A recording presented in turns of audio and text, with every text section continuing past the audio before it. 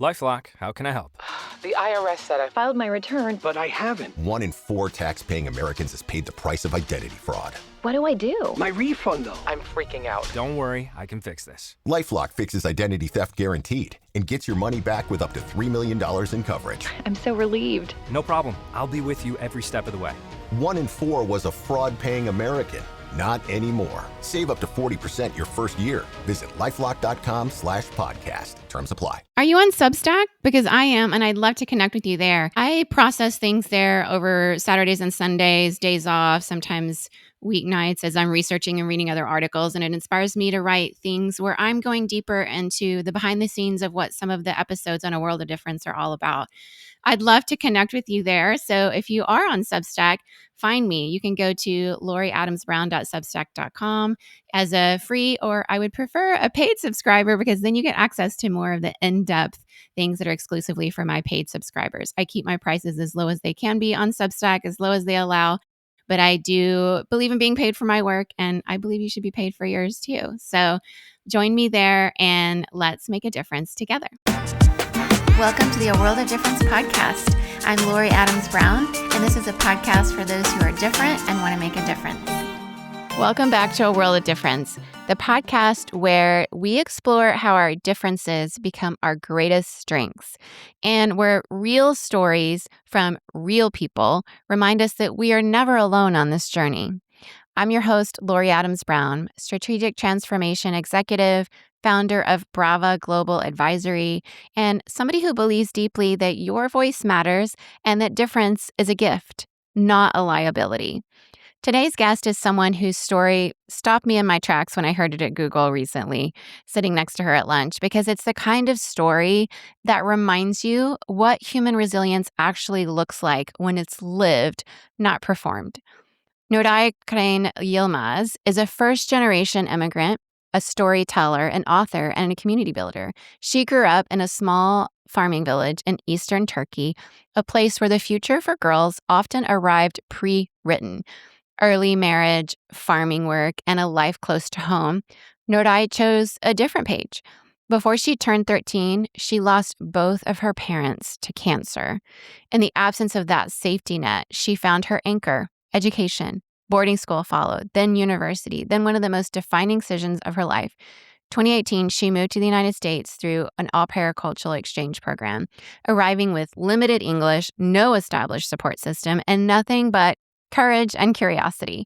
She went on to graduate with a degree in business administration, built a career in tech as a content analyst, working via Highspring at Google, and became a published author and found What If You Can, a community built for people navigating uncertainty, career transitions, immigration, grief, and the quiet question of whether they belong.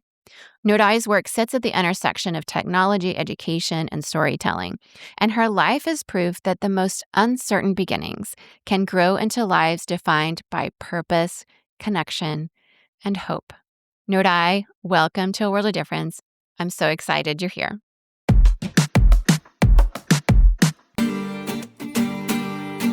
Nuray, a very, very warm welcome to A World of Difference today.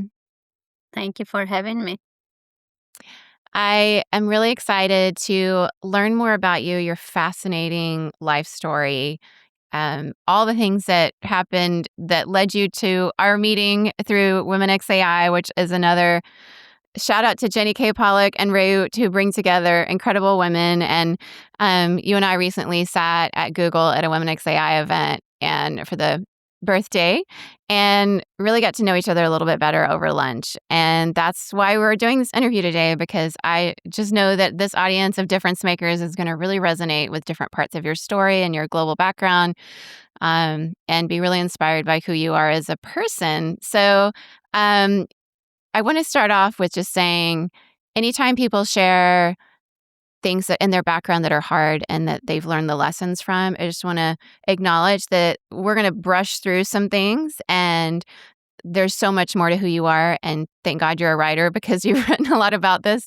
But as we get into it here, I think the first kind of foundational question I am curious about is, at the beginning, you grew up on a farm in a large family in Turkey. and you lost, unfortunately, both of your parents to cancer before you were even 13 years old. It's just heartbreaking, unimaginable, and then these are the kind of experiences that can either break a person or forge them. And the reality of trauma is so much of it is bad, but there's always an opportunity for something good. But in the absence of that safety net, you found education. And so I'd love to know kind of where did that motivation come from and what made education feel more like a lifeline rather than just an option for you in your situation? Yes, thank you for summarizing.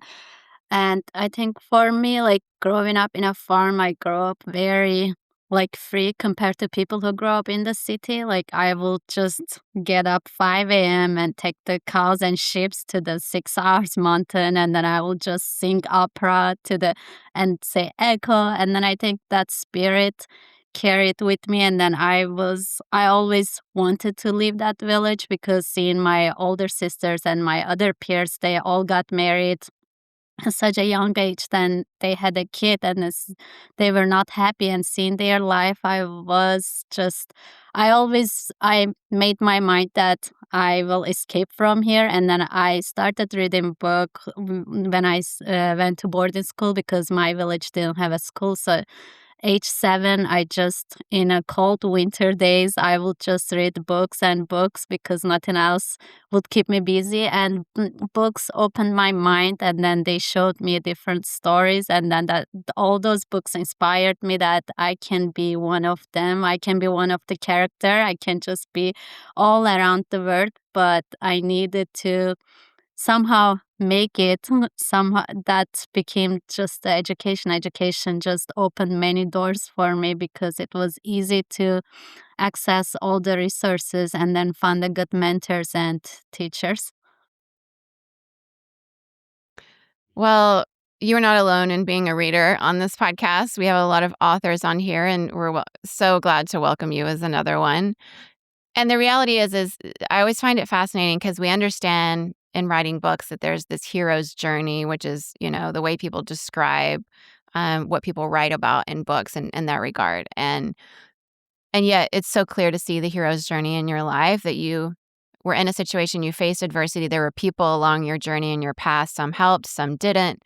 And in the end, you come out transformed and wanting to help others. And we all can relate to versions of that story, I think, as we're listening, but the nuances and the details are really unique to each person and certainly in your situation. And so, but I love that because I think it speaks of how early we begin forming the relationship with possibility. And there's a childlikeness of dreaming and seeing those possibilities that life often wants to get rid of in us, in the hardest of circumstances specifically.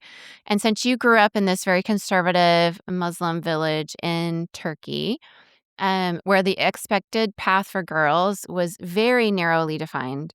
And I know women and men listening to this podcast in various religious contexts, whether it's fundamentalist context or not, can relate to that very small definition of what a girl and woman can be. And yet, you really began to imagine something very different for yourself. I want to know, was there a special moment, a person, a book, or something that really cracked open the window and let in a kind of a different light for you?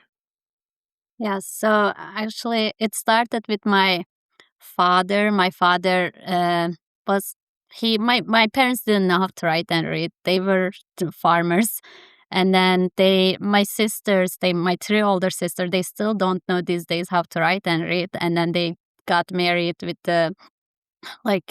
some other villagers that my parents found for them. And my father later got regret, and then he was selling carpets around Middle Eastern, Iran, Egypt, and then he would come back and say, wow, I saw a female doctor, I saw a female lawyer, I want you and your sister be the same. So, and then his inspiration, he would always tell me that you have to study. If you don't study, you will get married, and then you will just have so many kids. Your life will be the same as your sisters. And then I think his sport helped me to that I can do it because it was a male dominant place. And then if you have a male behind you, it kind of gives you the braveness that you can do it because I have all those sports. And then also in boarding school, the cheapest sport was chess, and I started playing chess. I started like it because it was a way that they would always think, oh, you're a girl, you don't know how to play. But then I would win all the games, and then they will surprise. And then I like the prizes. So I became very competitive at chess. And then the school sponsored my chess tournaments. I started travel around the cities in Turkey, and I remember every year I would win like the school and city and town, and then I would get elected to go to the women chess league to the one of the big city, and then I would see so many people from different cities in Turkey. And then I started seven. By the time I remember when I was 11 years old, I would be like, wow, those people's life is so different. Some people have a laptop. Some people they dress up whatever they want. They're so confident. It was like reading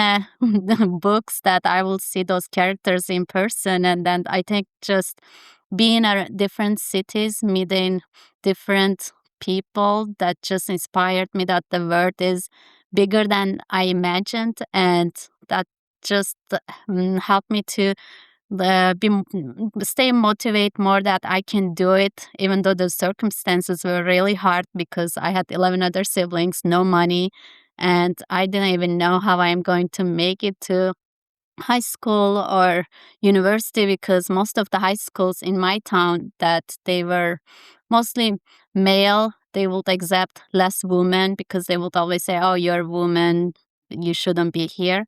So it was just a hard situation, but chess, all the meeting, being in a different places, and my father motivation helped opening more doors. I'm so thrilled to hear that story about your father, because I know that there's actually a lot of research around this, that when men have daughters, that tends to be one of the more likely scenarios of them starting to really see how the disparity is so vast, that there's a huge gap in opportunity, and who is served and who isn't by the systems.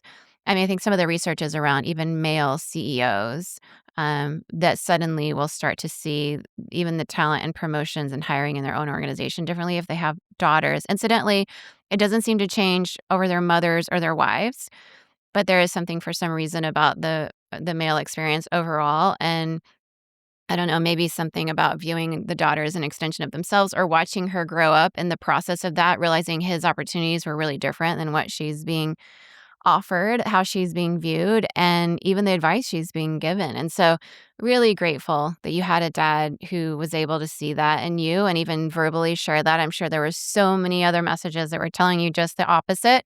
Um, that you should be arranged to be married young and just have babies, and maybe even women were the ones saying those things. But it took such courage for you to believe that dream for yourself and hold a vision for yourself that people around you, weren't yet holding for you. And then, and I guess 2018, you made one of the biggest leaps of your life, which was huge, bigger than visiting other Turkish cities. But you arrived here in the United States through a cultural exchange program, a new country, limited English, no support system.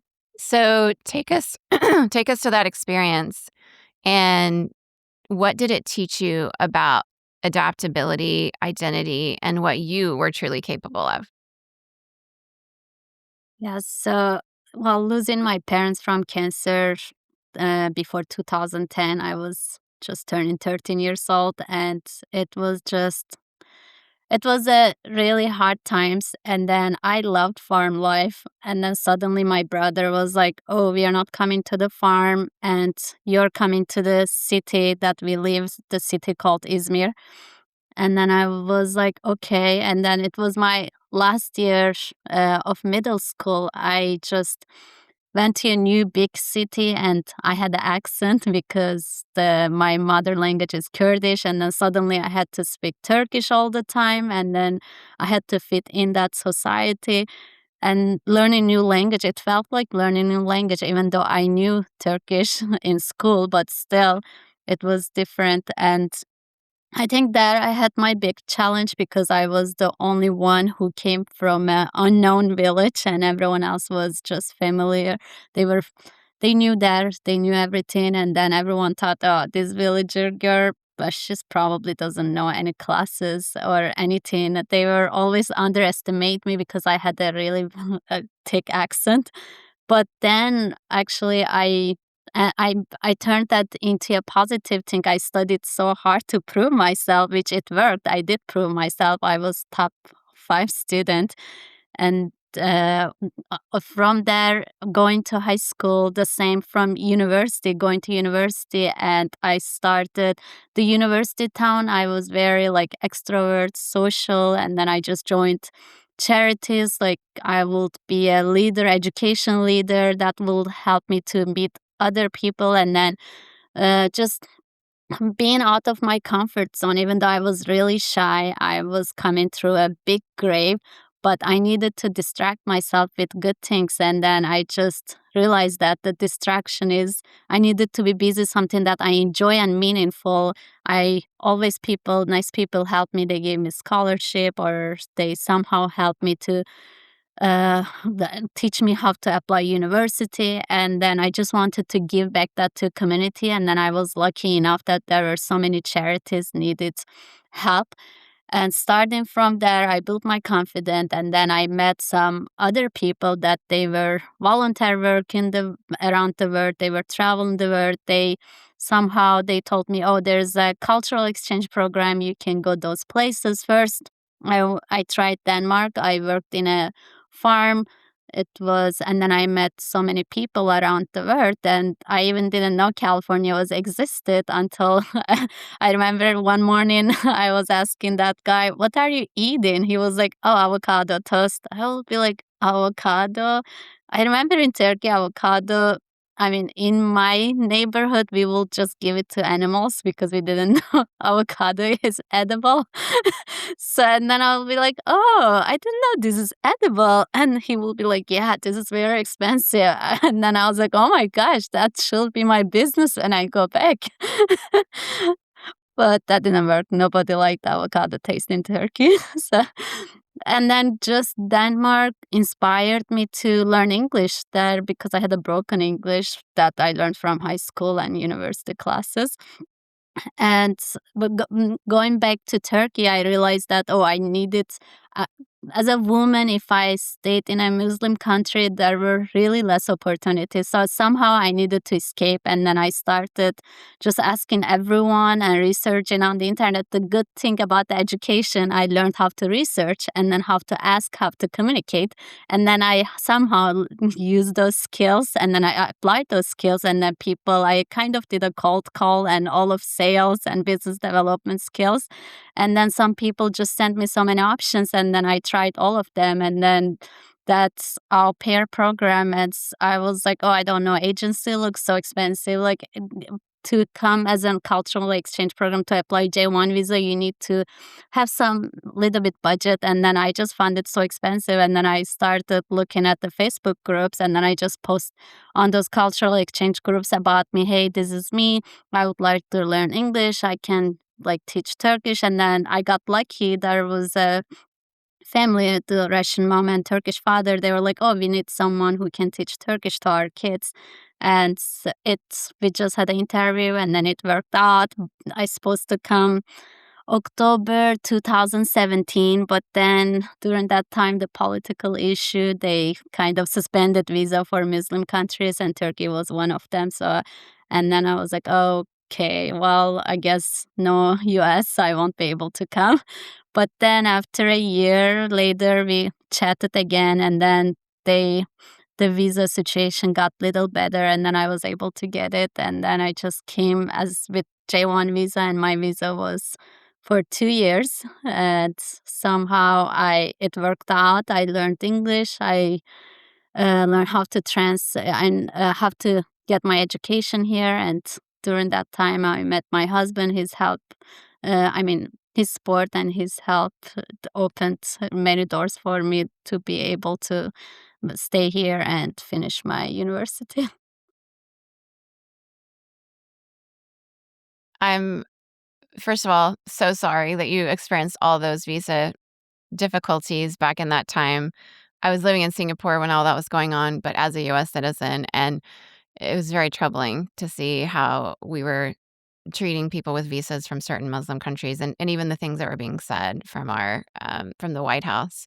So I just first of all want to say I'm very, very sorry and heartbroken that the delay happened, and it was not at all the message that I think we should be sending as an American citizen, and how much immigrants have enriched our lives here in California in the Bay Area, from every restaurant we get to go to wonderful people like you coming and contributing to our society, bringing your brilliance, bringing your own story, the richness of your own cultural background, and just the grit and resilience that you make us better. And I'm so glad that you're here. I'm so glad that you found love, support, education, and all the things that have formed you as a person today, all the mixture of those things.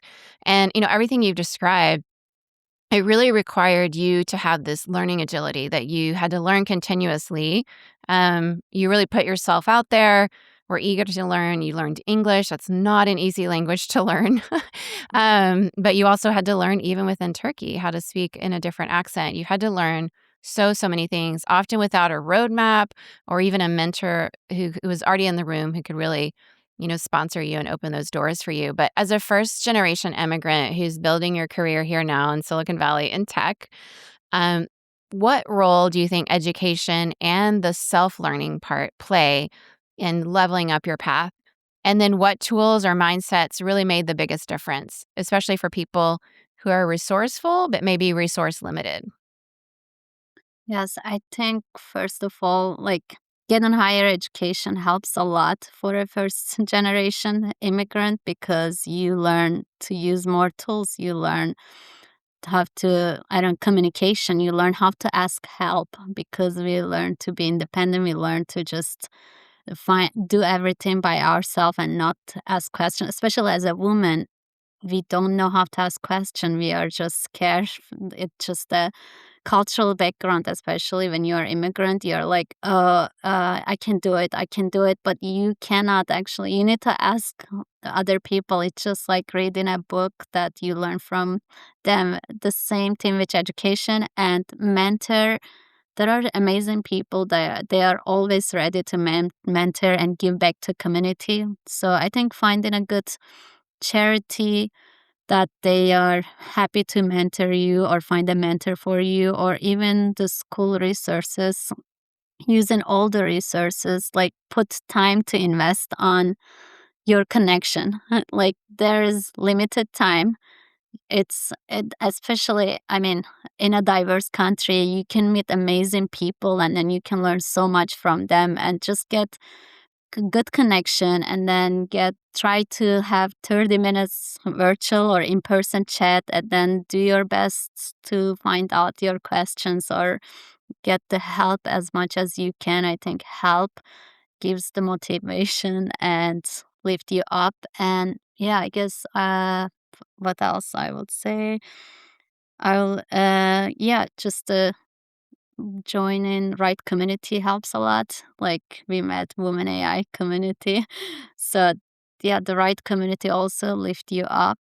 And especially like finding your first job is really hard if you're a first generation. Like you don't know what to do because none of your family has an experience. They just have expectation. Why don't you find it? It's just apply, but they don't know how competitive, and even like submitting applications. There are so many tricks that we don't know, like referral, or we know all of those stories we hear from the TVs that most people get their first job because their parents know someone or they have a connection to someone, and you just don't have any connection and you will just be demotivated. So that's why it's really good to get help. That's what I mean by mentor, community, or charity, or anything. Especially in Bay Area, there are amazing communities that they are there to lift a woman. Like, let's say you got your first job. negotiation. As a woman, when they ask you what is your expectation of salary, you don't know. You're just undervaluing yourself, underestimating yourself, because that's how you grow up. Especially for me, it was so hard. I would be like, oh, whatever works for you. And then they would give me the lowest one. And then later, my other female friends, when I shared, they would be like, Nuray, you have to learn how to negotiate. So there are so many small things we just think we can figure out by ourselves, but I think we need to talk, we need to share, we need to ask, because getting the first job, applying the job, or salary negotiation, or even all of those benefits when you are in the work, promotion, this is all new to you, new to your family. So it's good to just ask communities, ask their experience, or just share. Be open. That don't be shy. And I am new. How can I leverage myself? It's just so important that you share that story, because I think the nature of people who've grown up in one place and lived in one place, whether it was one country or one city or small town, um, often don't know what's different about the place they live. Everything from how to get a job to how to negotiate a salary, access to education, all of those things are very different across the world. And there's a lot of assumptions I find even shocking here in Silicon Valley that people don't necessarily know. For example, I've been a US citizen but lived most of my life abroad, and so even in my career journey have had to learn a lot of things about both of those two things, how to get a job here and then also how to negotiate salary. It's very different here than it is in a lot of other places. And so everybody listening around the world, you may be listening from a place where referrals are not allowed or don't exist in your country or your workplace or your industry, or even I've applied places and then the people on the hiring team are not allowed to interact with any of the candidates prior to the selection of the person. So they can only interact with them in the sense of asking them to interview. And so, but here in the Bay Area, it's almost expected that you figure out who the hiring manager is and find a way to be referred to them or even have a conversation with them. So everything is so different. How people talk about money is different all across the world, certain cultural values around it. And so the whole idea of negotiating can be very foreign to some people coming in. And certainly there's these unwritten rules of how this works. And so I'm saying that because if you are in any country right now and you know immigrants who have moved into your country, please be kind enough to help them know those unwritten rules because they don't even know they exist or what resources are out there. And I think, that you're making such an excellent point for us. And it's so practical and so generous. And so now you're not just a technologist, or just an educator, but you also are a published author and a storyteller. And you built a community around this identity piece of yourself. And so how do you think storytelling helps people? I think particularly immigrants, first-generation students, and people from underrepresented backgrounds find confidence, belonging, and direction. And what happens inside a person when they finally hear or tell a story that reflects their own experience? Yes, so I would say, when you open Instagram, it's a Barbie world. Everything is perfect. And then you just want to close that Instagram and be like, why everyone's life is so perfect and mine is not.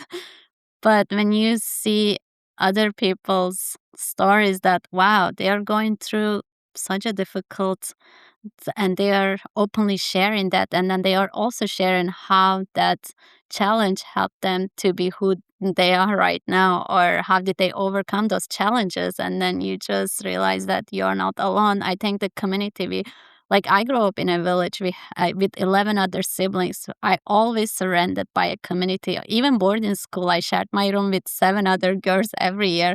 I was never alone. I didn't know what this space means growing up.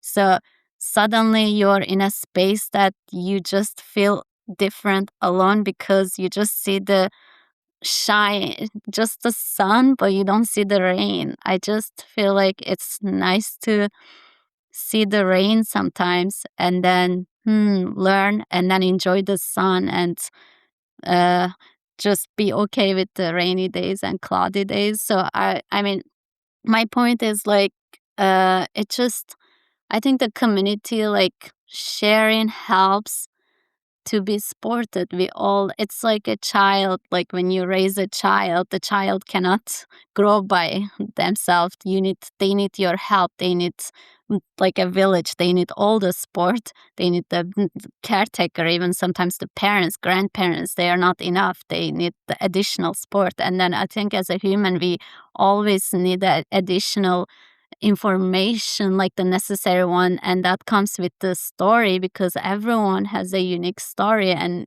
when we share those stories, just it becomes a good exchange. It's like you just learn, and then you share, and then you also apply, and then it just becomes normal, and then it gives you motivation. I think sharing stories, storytelling, it just gives support and motivation.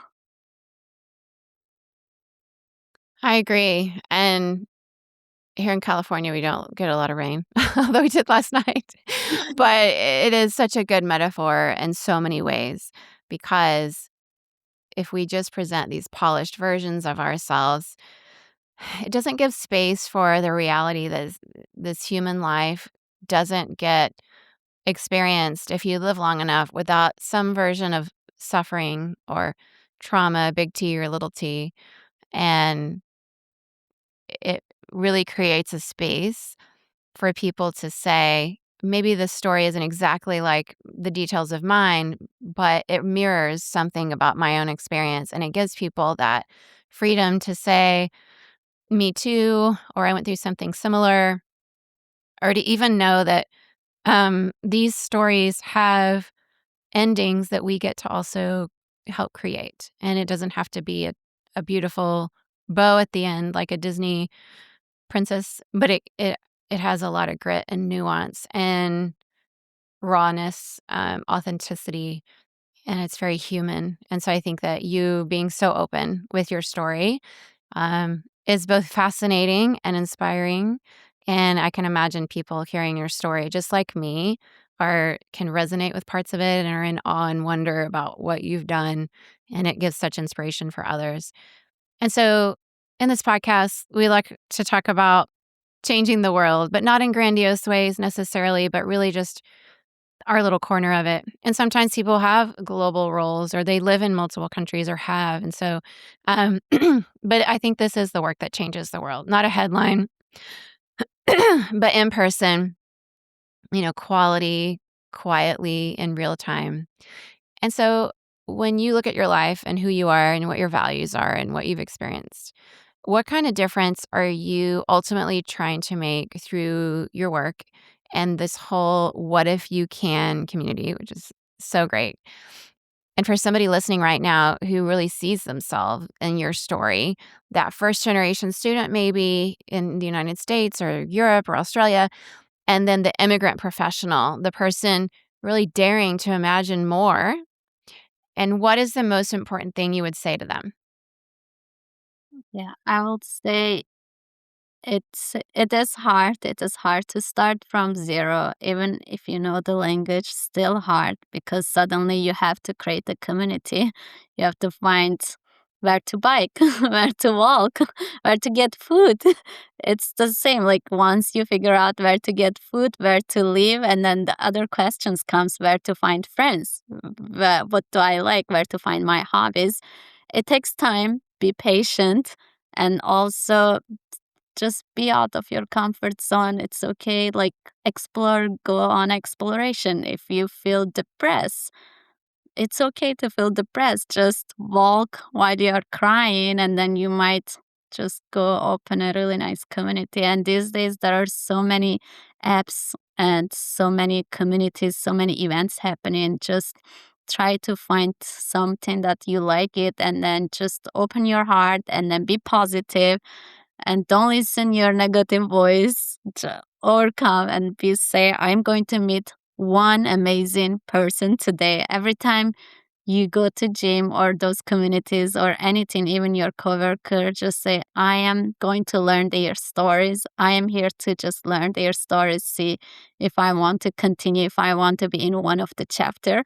It just, I think, as I said, time and just being open and friendly and kindness, killing with the kindness. Always be kind, and you will surround yourself with the kind community, kind neighborhood, kind environment. And then also this might not be related, but I'm so happy that I came. I Right now I am in a different country. I build a life here because I think it inspires so many villager girls in Eastern Turkey that they can see that I was one of them if I did it. If I learned the language, if somehow I found an American husband and friends and job in tech, they can do it too. It just gives them more accessible imagination. That yeah. I really love that.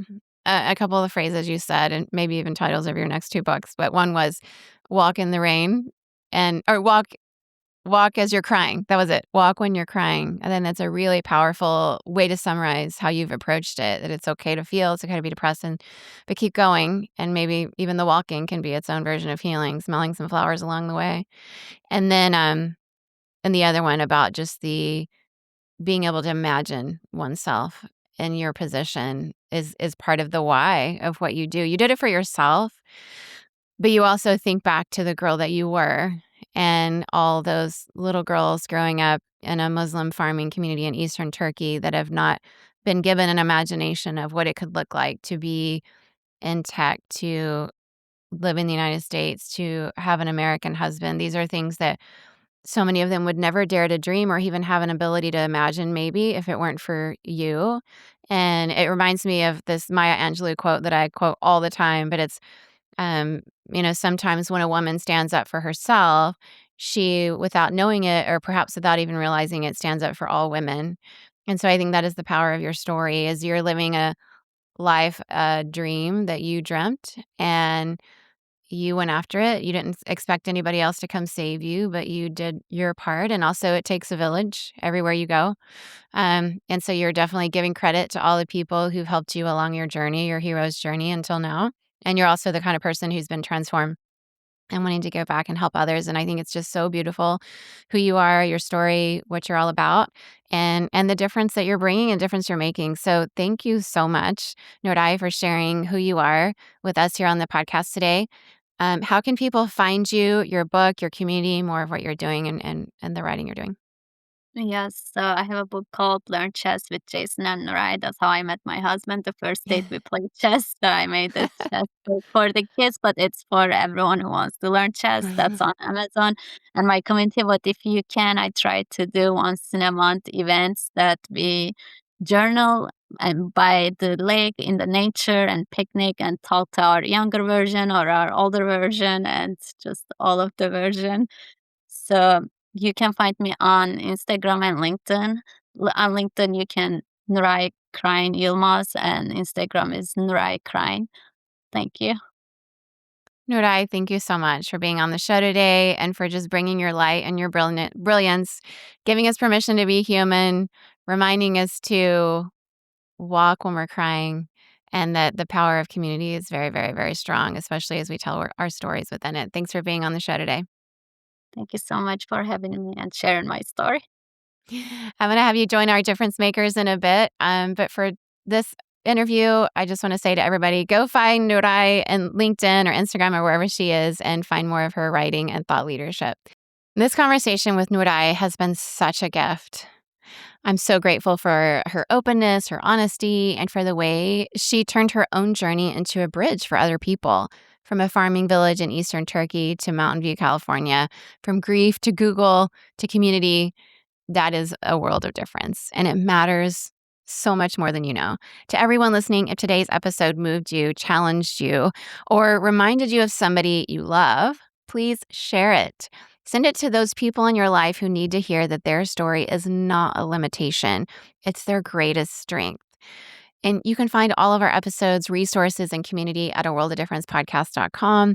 If this show has added value to your life, I would be so, so grateful if you would leave us a review You can go to aworldoftifferencepodcast.com/reviews/new or just review us on your favorite podcast app.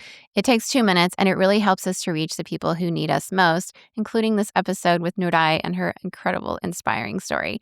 You can find Nuray on LinkedIn, linkedin.com/in/NURAYKREINYILMAZ. We'll link it in the show notes. But until next time, keep making a difference.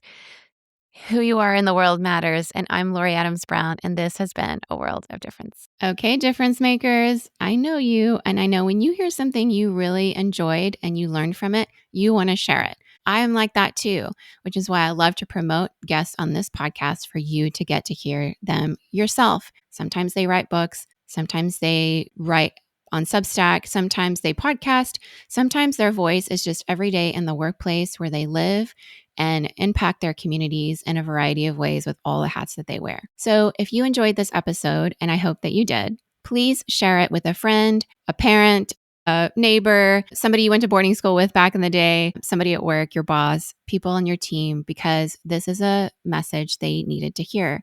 And it have impacted you. Please give us a 5-star rating and give us a review. It really helps our reach for more people like you to find us, the difference makers, the listeners, the leaders, the people in your communities that are making the world a better place. I appreciate you so much.